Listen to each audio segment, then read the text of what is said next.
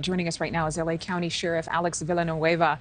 First, I just can't imagine how emotional and stressful this situation is, so I hope everybody is staying strong. Can you give us any updates on the recruits' conditions?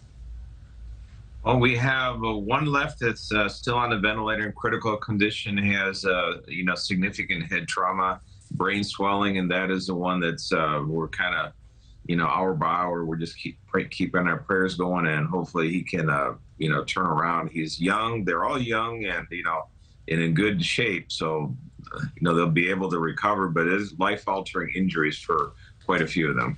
I know you're still asking for any information from the public in this investigation. What exactly are you looking for? Are you looking for witnesses? Are you looking for people who might know this driver? Well, we want every information we can have to piece together the sequence of events that prior to and when it happened, and we want to understand if this person was going to work. How do you fall asleep going to work, for example? And that's the whole issue, how it played out, and to consider that there's so many places of the road that don't have 75 people running on it. You run into them at speed and with no evidence of braking.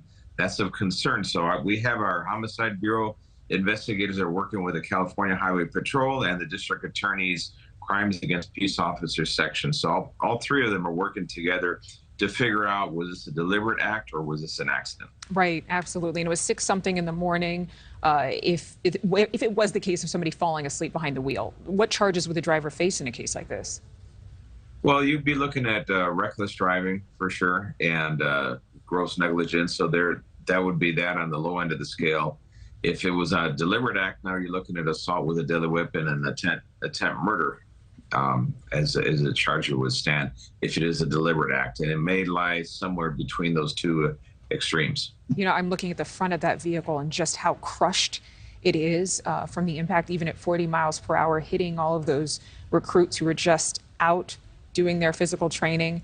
In a lot of communities, there has been a rise in officers being targeted. Police have felt they were under attack. Is it too early to jump to a conclusion like this in this particular incident? In this particular one, yeah, it is too early, but leave it to the cop haters out there. There was someone who posted on social media that, it was a gang initiation, right? I mean, that is really, the extreme level of hatred out there in some members of the community, sadly. But I think the community has rallied around the department and in the past when we were confronting tragedies like this, and we just hope and pray that everybody can heal and get back on their feet and, Lord willing, get back into the academy. One more question for you. I know recruitment has been challenging for a lot of departments across the country.